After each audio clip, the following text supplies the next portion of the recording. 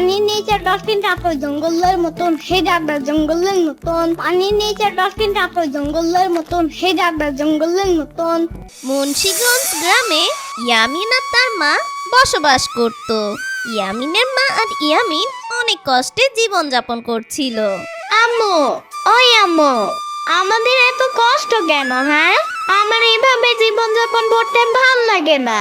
ইয়ামিন বাবা, পরিস্থিতি বোঝার চেষ্টা করো। এখন আমরা গরিব, তাই এইভাবেই আমাদের দিন কাটতে হবে। না আম্মু, আমি যাই, দেখি কোনো কাজ পাই কিনা। এই বলে ইয়ামিন গ্রামে এদিক ওদিক কাজ খুঁজতে থাকে। ওফ, সেই সকাল থেকে ঘুরতেছি, কোনো জায়গায় কাজ খুঁজে পাচ্ছি না। তখনই ইয়ামিন একটা মুরগির খামারে যায় আর সেখানে গিয়ে সেই মুরগির খামারের মালিককে বলে, আন্টি, আন্টি, আপনার খামারে কোনো কাজ আছে? আপনি আমাকে কাজ দেন, আমি কাজ করতে চাই। আমি অনেক পরিশ্রম করব আপনার খামারে, আমাকে একটা কাজ দিন। আরে ইয়ামিন, তুমি তো অনেক ছোট বাচ্চা, আমার খামারে তুমি কি কাজ করবে? তুমি তো ঠিক মতন আমার ডিমগুলোই গুছাতে পারবে না, তখন আমার সব ডিমগুলো তুমি নষ্ট করে ফেলবে। না আন্টি, আমি পারবো। আচ্ছা ঠিক আছে, আমি তোমাকে কাজ দিচ্ছি। তুমি এখন আমার মুরগির খামারে গিয়ে ডিমগুলো সংরক্ষণ করতে থাকো। তখন ইয়ামিন অনেক খুশি হয়ে যায় আর ইয়ামিন সেই মুরগি খামারে কাজ শুরু করে। আর সেই মুরগি খামারে ইয়ামিন মুরগিগুলো ঝুড়িতে সংরক্ষণ করতে থাকে। আর খামারে কাজ করে ইয়ামিন ভালোই কিছু টাকা পাচ্ছিল, তা দিয়ে তাদের সংসার খুব ভালোই যাচ্ছিল। একদিন হঠাৎ সেই খামারের মালিক ইয়ামিনকে বলে, আরে ইয়ামিন, এই মুরগিটার কি হয়েছে? মনে হচ্ছে এই মুরগিটা অসুস্থ হয়ে গেছে। শোনো ইয়ামিন, এই মুরগিটা রহিম ভাইয়ের দোকানে দিয়ে এসো, না হলে এই মুরগির অসুখটা আমার সব মুরগিতে ছড়িয়ে পড়বে। আন্টি, রহিম কাকা তো এই মুরগি কেটে বিক্রি করে দিবে। হ্যাঁ, এটাই তো। এখন এই খামারে এই মুরগির কোনো প্রয়োজন নেই, তুমি এটা রহিমের দোকানে দিয়ে আসো। আন্টি, এই মুরগিটা যদি আপনার কোনো কাজে না লাগে তাহলে এই মুরগিটা আমাকে দিয়ে দিন। ইয়ামিন, এই অসুস্থ মুরগি দিয়ে তুমি কি করবে? আন্টি, আপনি শুধু এই মুরগিটা আমাকে দিয়ে দিন। আচ্ছা ঠিক আছে ইয়ামিন, এই মুরগি তুমি নিয়ে যাও। আর ইয়ামিন খুশি মনে সেই অসুস্থ মুরগিটাকে ঘরে নিয়ে আসে। আম্মু, ওই আম্মু, দেখো আমি কি নিয়ে এসেছি। ইয়ামিন, এটা তো একটা মুরগি, তুমি কোথায় পেলে বাবা মুরগিটা? আম্মু, এই মুরগিটা আমার খামারের মালিক ফেলে দিতে চেয়েছিল, তাই আমি একে নিয়ে এসেছি। ওর পায়ে কি যেন হয়েছে আম্মু। ইয়ামিন, ওর পায়ে ওষুধ লাগিয়ে দিতে হবে, তাহলে মুরগিটা ঠিক হয়ে যাবে।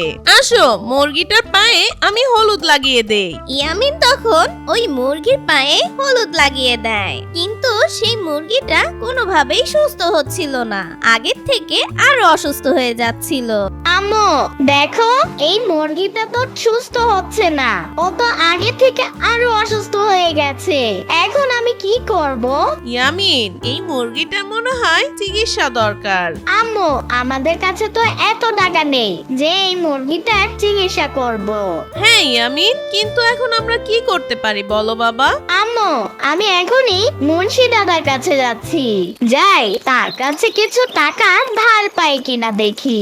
ঠিক কিছুক্ষণ পর ইয়ামিন সেই মুন্সি দাদার কাছে যায় আর তার কাছে গিয়ে কিছু টাকা ধার চায়। আমি এক কাজ করি, ওর ঘরটা আমি হাতিয়ে নি, ওর তো কেউ নেই, ও তো ছোট মানুষ, ও বুঝবে না।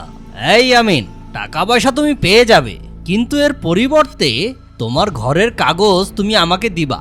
ইয়ামিন ছোট ছিল, তাই ওর বোকামির কারণে ওর বাড়ির দলিলটা সেই মুন্সি দাদাকে দিয়ে দেয় আর তার কাছ থেকে কিছু টাকা নিয়ে এসে মুরগির চিকিৎসা করে। আম্মু, দেখেছো আমার মুরগি সুস্থ হয়ে গেছে।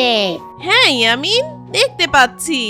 এভাবে বেশ কিছুদিন কেটে যায়। একদিন ইয়ামিন আর তার মা উঠোনে যখন মুরগি নিয়ে দাঁড়িয়েছিল, ঠিক সেই সময় মুন্সি দাদা ইয়ামিনদের বাড়ি আসে, এসে বলে, এই আমিন, যাও, বেরিয়ে যাও এই ঘর থেকে, এই ঘরটা এখন থেকে আমার। না না, আমাদের বাড়ি ছাড়া করবেন না, আমাদের তো এই বাড়িটাই সম্পদ। আমরা যদি এই বাড়ি থেকে বেরিয়ে যাই তাহলে কোথায় যাব? আমাদের থাকার মতন কোনো জায়গাও নেই। কিন্তু সেই মুন্সি ইয়ামিন আর তার মার কোনো কথা শোনে না, তাদের দুজনকে বাড়ি থেকে বের করে দেয়। আম্মু, আমরা এখন কোথায় যাব, কোথায় থাকবো? আমাদের তো সাহায্য করার মতন কেউ নেই আম্মু। ইয়ামিন, চিন্তা করো না, চলো দেখি সাম্বার বাড়ি যাই, সাম্বা কোনো সাহায্য করে কিনা। এরপর ইয়ামিন তার মা সাম্বার বাড়ি যায়, আর ইয়ামিন সাম্বাকে বলে, সাম্বা, ওই সাম্বা, আমাদের বাড়িটা নিয়ে গেছে ওই মুন্সি দাদা, তোমাদের বাড়িতে আমাদের থাকতে দাও। না ইয়ামিন, আমাদের বাড়িতে তোমরা থাকতে পারবে না, যাও এখান থেকে, তোমার কোনো জায়গা আমাদের বাড়িতে নেই। এই শুনে ইয়ামিন আর তার মা কান্না করতে করতে জঙ্গলের ভিতরে চলে যায়, আর জঙ্গলে একটি গাছের নিচে বসে থাকে। আম্মু, এখন আমরা কি করব? সারাদিন কোনো খাবারও খেতে পারিনি, আর এদিকে সন্ধ্যা নেমে এসেছে, কোথায় থাকবো? আমার ভালোবাসার মুরগি, তুমিই বলে দাও, আমরা এখন কি করব? ঠিক তখনই সেই মুরগি জঙ্গলের আরো গভীরের দিকে দৌড়ে চলে যায়। আনি, আমার প্রিয় মুরগি, তুমি কোথায় যাচ্ছ? দাঁড়াও দাঁড়াও, হারিয়ে যাবে তুমি। শোনো, ওখানে যেও না, তুমি চলে এসো এদিকে। ইয়ামিনের মুরগিটা কোনো কথা না শুনে জঙ্গলের ভিতরে একটা গুহার ভিতরে ঢুকে পড়ে। আরে মুরগি, তুমি এই গুহার ভেতরে কেন এসেছো? ইয়ামিন, ভালোই হলো আমরা গুহার ভিতরে চলে এসেছি, বাইরে দেখছো বৃষ্টি হচ্ছে, আজকের রাতটা আমরা এই গুহার ভিতরেই কাটিয়ে দেই। এরপর ইয়ামিন আর তার মা ওই গুহার মধ্যে ঘুমিয়ে পড়ে, আর পরের দিন সকালবেলা সেই গুহার ভিতরে একটি সাধু বাবা চলে আসে। আরে ছোট বাচ্চা, তুমি এই গুহার মধ্যে কি করছো? আমাদের কোনো ঘর নেই, আমি আমার মা আর আমার মুরগি এই গুহায় থাকতে চাই। সাধু বাবা ইয়ামিনের সব কথা শুনে তার জাদু দিয়ে ইয়ামিনের মুরগিটাকে সোনার মুরগি বানিয়ে দেয়। এই নাও বাবু, এখন থেকে এই মুরগি আর কোনো সাধারণ মুরগি নয়, এই মুরগিটা এখন থেকে একটা জাদুর সোনার মুরগি হয়ে গেছে। কিন্তু আমি এই সোনার মুরগি দিয়ে কি করব? এটাকে তুমি তোমার গ্রামে নিয়ে যাও, তুমি ওকে যা বলবে ও তাই করবে। সত্যি বলছেন সাধু বাবা? তাহলে এখনই আমি আমার গ্রামে যাচ্ছি এই মুরগি নিয়ে। এই বলে ইয়ামিন তার মা গ্রামে চলে আসে সেই সোনার মুরগি নিয়ে। সোনার মুরগি, সোনার মুরগি, আমার আর আমার মা থাকার জন্য একটা ঘর বানিয়ে দাও। এই শুনে সেই মুরগিটা একটা বিশাল মুরগি ঘরের রূপ নেয়। আরে বাহ, এটা তো খুব সুন্দর একটা সোনার মুরগির ঘর হয়ে গেছে। আম্মু, এখন থেকে আর আমাদের থাকার চিন্তা করতে হবে না, চলো এখনই এই মুরগি ঘরে গিয়ে আমরা থাকি। ইয়ামিন আর তার মা সেই সোনার মুরগির ঘরের ভিতরে চলে যায়, আর সোনার মুরগির ঘরের ভিতরে গিয়ে দেখে কিছুই নেই। আরে এই ঘরের ভিতরে তো কিছুই নেই, আমরা কিভাবে থাকবো, কিভাবে খাবো? তখনই ইয়ামিন বাইরে এসে মুরগি ঘরকে বলে, হে বিশাল জাদু মুরগি ঘর, এই ঘরের ভিতরে তো কিছুই নেই, আমি আর আমার মা কিভাবে থাকবো? ইয়ামিন, তুমি ঘরের ভিতরে যাও, দেখবে ঘরের ভিতরে সবকিছু পাবে। তখন ইয়ামিন সেই মুরগি ঘরে চলে যায়, আর গিয়ে দেখে সেই ঘরের ভিতরে সবকিছু আছে। আরে বাহ, এই মুরগি ঘরের ভিতরে তো এখন সবকিছু আছে, এখন থেকে আমি আর আমার মা এই ঘরেই থাকবো। কত সুন্দর একটা ঘর, আমরা এখন অনেক বড় লোক হয়ে গেছি। ধীরে ধীরে পুরো গ্রামে এই কথা ছড়িয়ে পড়ে, আর তখনই সেই মুন্সি দাদা ইয়ামিনের কাছে আসে। আরে আমিন, তুমি এত বড় সোনার বাড়ি কোথা থেকে পেলে? এটাকে যদি কেউ চুরি করে নিয়ে যায় তাহলে কি করবে? তুমি তো জানো এই গ্রামে চোর বদমাইশের অভাব নেই, যদি ওরা এগুলো টের পেয়ে যায় তাহলে ওরা তোমাকে মেরে তোমার এই বিশাল সোনার মুরগি ঘর নিয়ে যাবে। আরে না না দাদা, এই মুরগি ঘর কোনো সাধারণ মুরগি ঘর না, এটা বিশাল বড় জাদুর মুরগি ঘর। আর এই মুরগি ঘর আমার কষ্টে দুঃখে সব সময় সাহায্য করতে পারে। আরে এই পিচ্চিটা তো অনেক চালু, এই পিচ্চিটাকে কতক্ষণ ধরে ডরাচ্ছি কিন্তু ও একটু ভয় পাচ্ছে না, মনে হচ্ছে আমাকে অন্য কিছু করতে হবে। এরপর মুন্সি দাদা সেখান থেকে চলে যায়। হে বিশাল মুরগি ঘর, আমার অনেক খিদে পেয়েছে, আমাকে কিছু খেতে দাও। তখনই সেই ঘরে অনেক খাবার চলে আসে। মা, অনেক মজার খাবার, আমি এখনই পেট ভরে খাবো। আমি আগে কখনো এত সুন্দর সুন্দর খাবার খাইনি। যাই, এখন নিয়ে ঘুমিয়ে পড়ি। মাঝরাতে হঠাৎ ইয়ামিনের ঘুম ভেঙে যায়। আরে, আমার এমন কেন লাগছে? মনে হচ্ছে ঘরের সবকিছু নড়ছে। তখন সেই মুরগি ঘর অনেক জোরে জোরে নড়তে থাকে। আরে, এটা কি হচ্ছে? এই ঘরে তো দুলছে কেন? তখন ইয়ামিন তাড়াতাড়ি করে সেই মুরগি ঘর থেকে বেরিয়ে আসে। আরে, তোমরা আমার এই জাদুর মুরগি ঘর কোথায় নিয়ে যাচ্ছ? যাও এখান থেকে, আমার মুরগি ঘর ছেড়ে দাও। তখন দুটো লোক সেই মুরগি জাদুর ঘরটা রশিতে বেঁধে টেনে নিয়ে যাচ্ছে। এই জাদুর মুরগি ঘর, এই লোক দুটোকে আচ্ছা মতন শাস্তি দাও। ইয়ামিন, তুমি যেমন যাবে তেমনই হবে।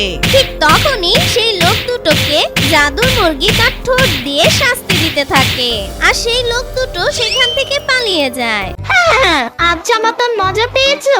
এখন আমার মুরগি ঘর চুরি করে দেখাও তো দেখি। কেউ পারবে না আমার এই মুরগি ঘর চুরি করতে। পরের দিন সকালবেলা ইয়ামিনের কাছে একজন আসে। সে অনেক কান্না করতে থাকে। আরে আঙ্কেল, আপনি কান্না করছেন কেন? কি হয়েছে বলুন? তোমাকে আর কি বলবো ইয়ামিন, আমি আমার ছেলের চিকিৎসার জন্য ওই মোড়লের থেকে কিছু টাকা ধার নিয়েছিলাম, আর সেই মোড়লটা আমার সাথে বেইমানি করে আমার ঘরটা বাগিয়ে নিয়েছে। এখন ও আমাকে ঘর থেকে বের করে দেওয়ার হুমকি দিচ্ছে। এখন আমি কোথায় যাব ইয়ামিন? হে বিধাতা! আরে আঙ্কেল, আপনি চিন্তা করবেন না, আমি কিছু করছি আপনার জন্য। জাদুর মুরগির ঘর, তুমি আমাকে কিছু টাকা দিতে পারো? আমি চাই আঙ্কেলকে কিছু টাকা দিয়ে সাহায্য করতে। ঠিক তখন ইয়ামিনের সামনে অনেক টাকা চলে আসে জাদুর মাধ্যমে, আর ইয়ামিন তখন সেই টাকাগুলো নিয়ে মুন্সি দাদার কাছে চলে যায়। দাদা, এই নাও টাকা, আর তুমি আঙ্কেলের ঘরে দলিল দিয়ে দাও। আচ্ছা, তাহলে তুই এখন গ্রামবাসীর উপকারও করছিস? যা যা, আমি তোকে কাগজ দিব না, যা পারোস তোরা কর গিয়ে। আরে কাগজ তো লিগালি আমার নামেই করা। হ্যাঁ, একটা শর্তে ওনার কাগজ আমি ফিরিয়ে দিতে পারি, যদি তুই আমাকে তোর ওই সোনার মুরগি ঘরটা দিয়ে দিস। বুঝতে পেরেছি, এই দাদা এমনি এমনি টাকার ঘরের দলিল দিবে না, ওকে উচিত শিক্ষা দিতে হবে। আচ্ছা ঠিক আছে দাদা, তুমি ওই মুরগি ঘর নিয়ে যাও। আর ইয়ামিন সেই মুন্সি দাদাকে জাদুর মুরগির ঘর দিয়ে দেয়, আর মুন্সি দাদা থেকে আঙ্কেলের সেই ঘরের দলিল নিয়ে নেয়। তোমাকে অনেক অনেক ধন্যবাদ ইয়ামিন, কিন্তু তুমি আমার জন্য তোমার নিজের দামি বাড়িটা কেন দিয়ে দিলি? এখন তুমি কোথায় থাকবি ইয়ামিন? একটা কাজ করো, তুমি আমাদের ঘরেই থাকো। আরে আঙ্কেল, আপনি আমাকে নিয়ে চিন্তা করবেন না, আপনি শুধু দেখেন মুন্সি দাদাকে আমি কিভাবে শিক্ষা দেই। ওহ, এখন এই মুরগি ঘরটা আমার হয়ে গেছে, এখন এই ঘরে শুধু আমি থাকবো। হে জাদুর মুরগি ঘর, এখন জোরে জোরে নড়াচড়া করো। ঠিক তখনই জাদুর মুরগির ঘর একা একা নড়তে শুরু করে। আরে এ কি হচ্ছে? আরে কি হচ্ছে রে ভাই? এত জোরে জোরে এই বাড়িটা কেন দুলছে? আরে আমার কোমর ভেঙে গেল রে। হে জাদুর মুরগি, এখন জোরে জোরে লাফাতে থাকো। ওরে বাবা রে, আমি মরে গেলাম রে। এই মুরগি ঘর তো আমাকে একদম শেষ করে দেবে রে। ওরে বাবা রে, আমার মাথা ঘুরছে। কি হয়েছে মুন্সি দাদা? আপনি না আমার জাদুর মুরগি ঘরে থাকতে চেয়েছেন? এখন থাকেন, এটা তো জাদুর মুরগি ঘর, এমনি এমনি থামবে না। আরে আমার মাথা বোধহয় ফেটেই গেছে রে। আমাকে বাঁচাও ভাই, কেউ আছো? আরে কেউ আছো? আমাকে এখান থেকে বের করো। ইয়ামিন, আমি তোমার কাছে মাপ চাই, আমাকে বের করো। থামো জাদুর মুরগির ঘর, মনে হচ্ছে মুন্সি দাদার ব্রেন জায়গা মতন এসেছে। এখন তুমি মুন্সি দাদাকে ছেড়ে দাও। না না ভাই, আমাকে এই ঘরে থাকার কোনো দরকার নেই। আরে ইয়ামিন, আমাকে তাড়াতাড়ি বের করো সামনে থেকে। আমি এই মুরগির ঘর কেন, কোনো ঘরই আর নিজের নামে করে নিব না। বন্ধুরা, কেমন লাগলো আজকের গল্প সেটা কমেন্টে লিখে দিবে, কিন্তু সাথে তোমার নামও লিখবে। গল্পটি ভালো লাগে থাকলে একটা লাইক আর চ্যানেলটি সাবস্ক্রাইব করবে। ধন্যবাদ বন্ধুরা, ভালো থেকো।